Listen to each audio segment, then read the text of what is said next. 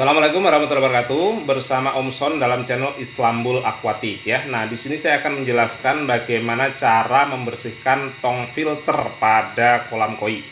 Nah, pertama sebelum saya langsung terjun ke kolam ya gitu. Nah, di sini akan saya kasih sedikit gambaran tentang bentuk kolam saya. Kayak di sini sedikit saya buat gambar saja.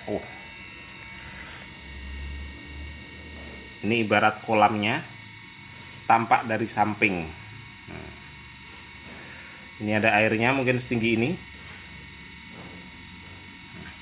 Di sini ada batako saya tumpuk gitu ya.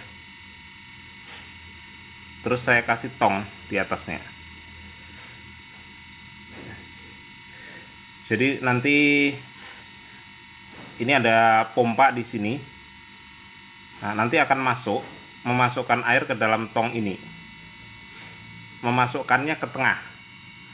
Jadi nanti di sini saya kasih pipa paralon.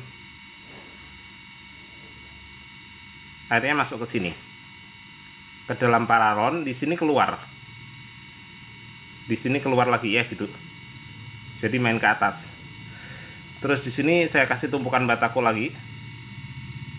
Yang agak lebih pendek. Nah, di sini ada tong lagi ya. Nah, ini keluar ini, di sini saya keluarkan airnya, tapi nanti masuk ke dalam tong sini gitu. Nah, di sini nanti sama kayak itu, masuk ke dalam paralon ke bawah, dan nanti keluar ke sini dan akhirnya tumpah di sini langsung ya. Nah, seperti itu.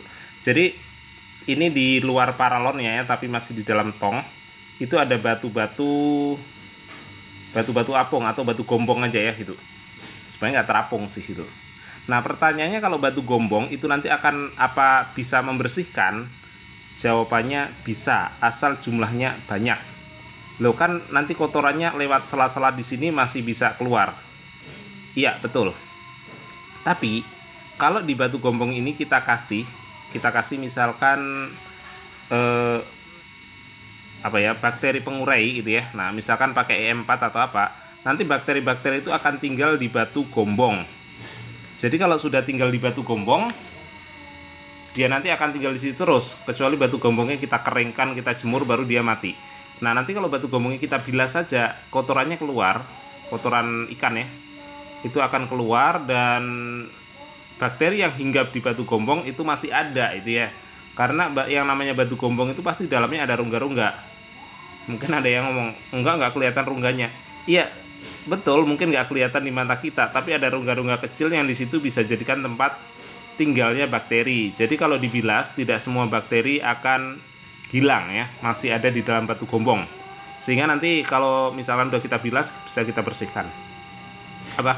Batunya bersih, maka bakterinya masih ada, bakteri pengurai tadi ya gitu. Nah, sekarang ini ya, untuk membersihkan tong ini ada beberapa cara. Bisa juga tongnya ya betul-betul kita bersihkan, batunya kita ambil, tapi nanti ini terlalu capek.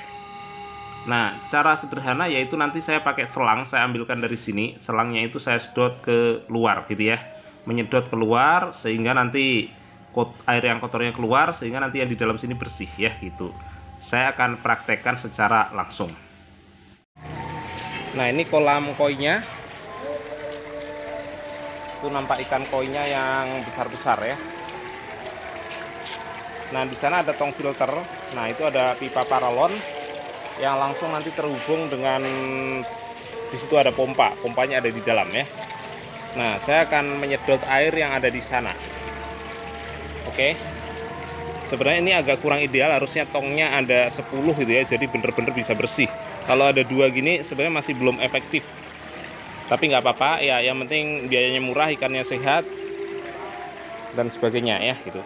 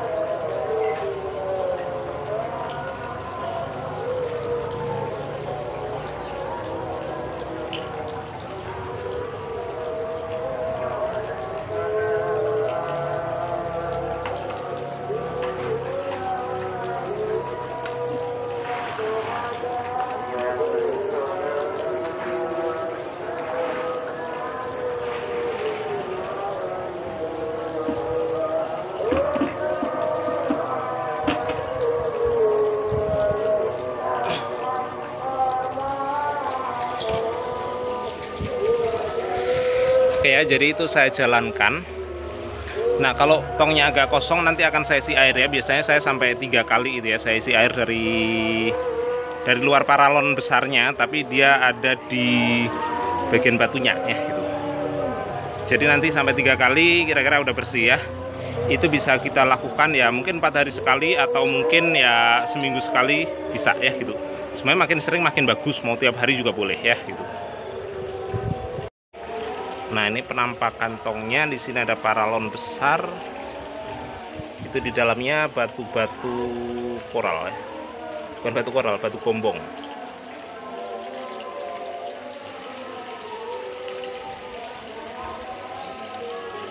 Oke ya, nampak ini air yang keluar.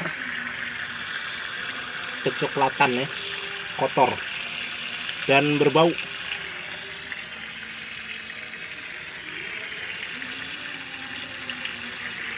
Kadang nanti kelihatan bersih, begitu saya siram kotor lagi ya.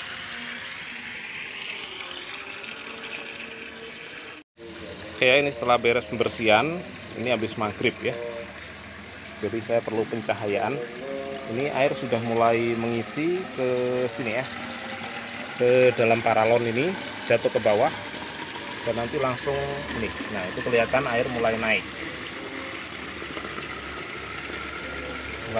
Dan mengalir ke pipa paralon sebelah sana.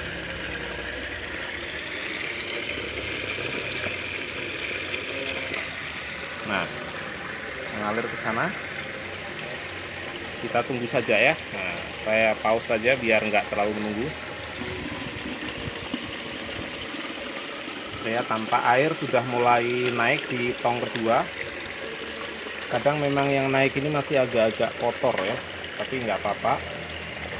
Toh kolam seluas ini nggak terlalu terpengaruh oleh kotoran segitu. Nah, setelah kotor nanti paling juga balik ke pipa dan dimasukkan ke sini lagi ya gitu.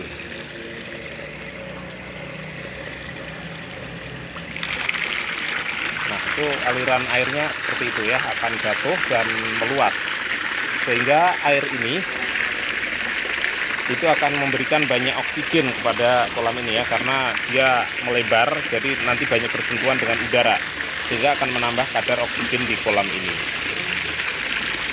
Oke ya, saya kira itu saja materi tentang pembersihan tong filter. Nah, mudah-mudahan bermanfaat. Jadi ini hanya cara sederhana di kolam sederhana. Kadang kalau para pakar itu menjelaskan di kolam itu sampai berapa ya, untuk buat kolam itu biayanya sampai 20 juta itu. Oke ya, demikian tadi penjelasan dari saya. Tadi saya terakhir ngomong masalah harga kolam ya. Ya, kalau kolam saya itu termasuk kolam yang murah. Jadi memang ada YouTuber yang bahas kalau bikin kolam itu minimal 20 juta itu ada juga ya yang bilang seperti itu. Nah, itu versi saya, versi murah.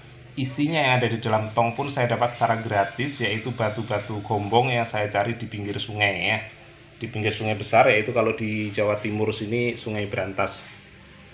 Nah, jadi seperti itu. Ada juga kalau untuk kemewahan ya memang sih mungkin 20 juta itu termasuk sangat minim, bahkan ada yang biaya 100 juta, 200 juta sampai 1 miliar ya itu. Nah, kalau saya karena prinsipnya untuk bisnis, jadi nanti ini ikan yang penting bisa besar, dan setelah itu saya jual menghasilkan, atau ikannya saya jadikan induk. Nanti kalau ada burayaknya bisa saya jual, atau burayaknya yang saya besarkan setelah ukur 15 cm, 20 cm saya jual ya gitu.